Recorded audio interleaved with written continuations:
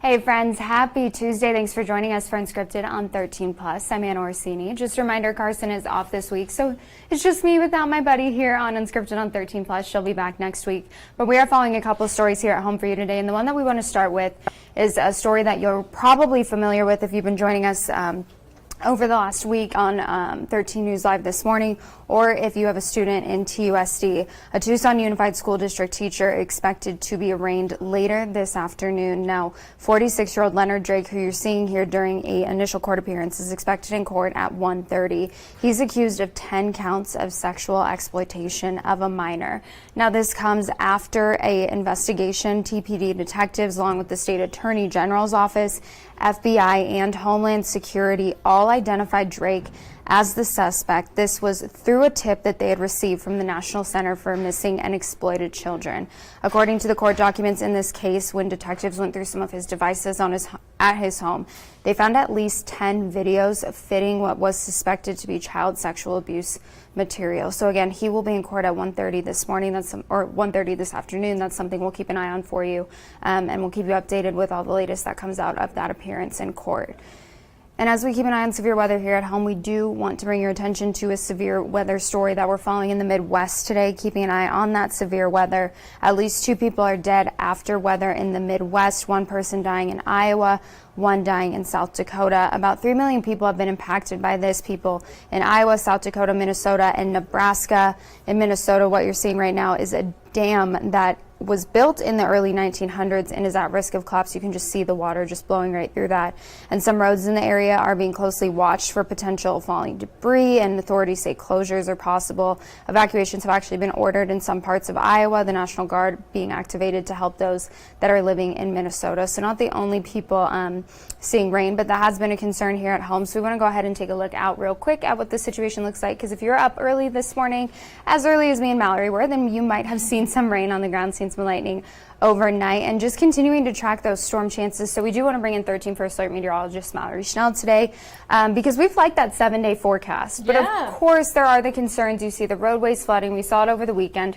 So even though we're over the moon that we're finally getting something that's not dry, hot weather, it can be potentially dangerous. Yeah, monsoon is always kind of tricky because we get excited for the rain, as we should. We need that moisture. But at the same time, as you mentioned, all it takes is one storm to really impact you. One storm to kind of stall out, cause flooding concerns like we saw over the weekend, or microburst chances. Thankfully, we are looking at some lower severe wind chances for the next couple of days, but that means we're also looking at some lower storm coverage overall. What I have here is a loop, I believe, over the last 12 hours, and it gives you an idea of what the radar looked like overnight. So we missed out on a lot of the storms yesterday afternoon because clouds just kind of hung around a little too long. And I know it's counterintuitive, but you need the sun for instability to lead to more thunderstorms during the afternoon hours. You want that heat, you want that instability. We just didn't have it in Tucson yesterday, but last night there was still enough to tap into. We had those scattered storms from Tucson westward, a little bit of moisture. You can see that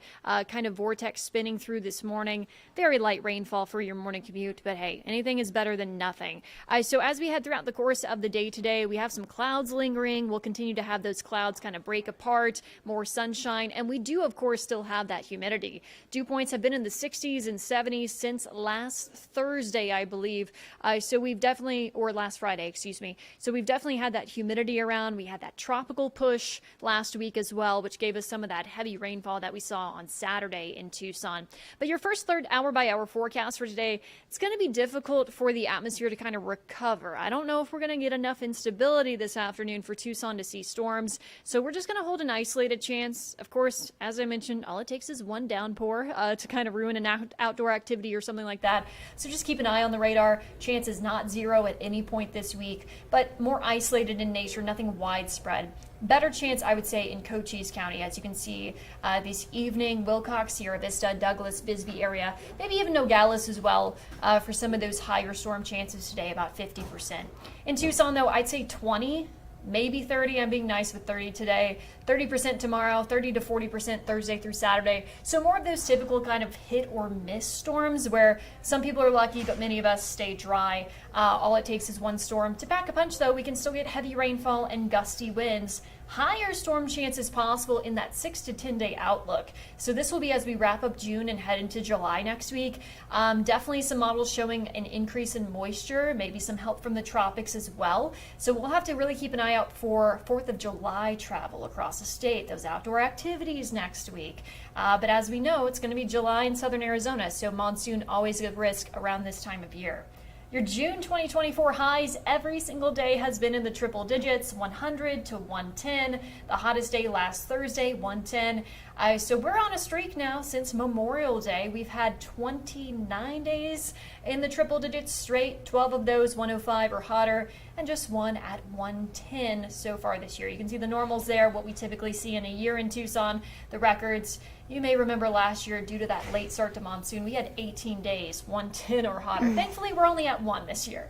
Your first alert 7-day forecast here, staying unsettled, but nothing all too widespread. As I mentioned, likely a higher chance Sunday into next week.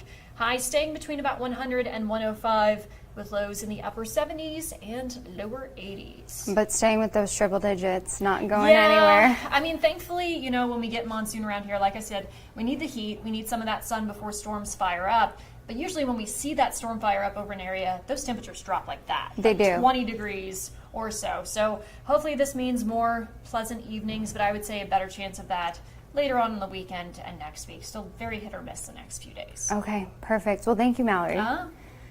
And if you live in Marana, some big changes on the way for you. Officials are preparing for a road project. It's expected to take about 2 years, but it could have an impact on your commute if you live near Silver Bell. So our very own Jack Cooper has more on where it is and how this road work could impact your drive.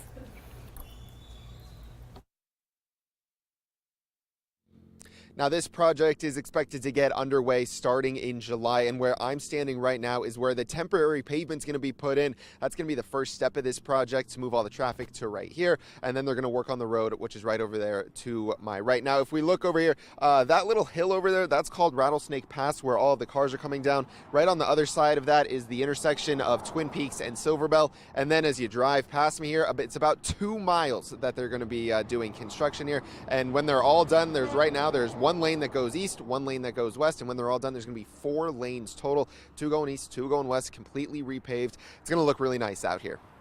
Now, some of those other highlights of this project include a brand new traffic signal and intersection at the Twin Peaks and Silver Bell intersection, new storm drains, new curbs and sidewalks, and a multi-use path, really among many other things. It's going to look completely different out here. Right now, there's, for example, no curbs, no sidewalks, no lighting, no median, so that's all going to be looking very different in just a couple of years. The whole project expected to cost right around $35 million.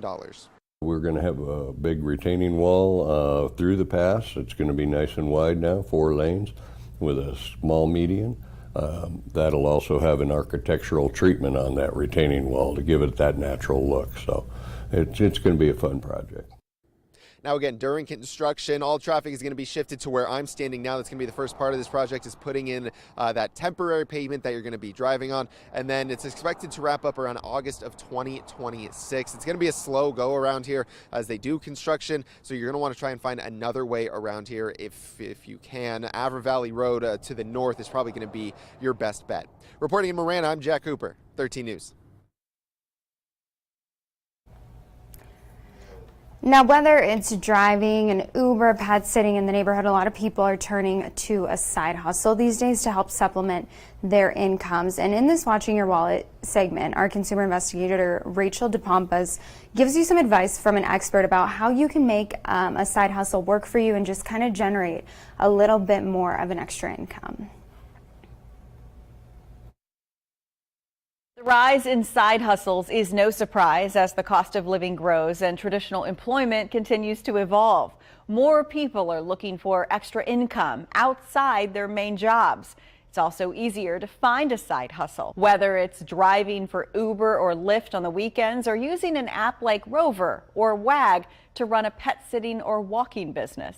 Cost of living has gone up tremendously over the last several years, and housing costs, all those things are, life is just a lot more expensive than it used to be. Some people are there trying to earn more money to save, or to invest in something. And then some people are really just getting by. David Strawn is a content manager for MarketWatch Guides. He's also a former avid side hustler. He says while side hustles can be lucrative and rewarding, you also have to remember some of these jobs come with a cost to get started, and it's not always something you can offset with a tax write-off.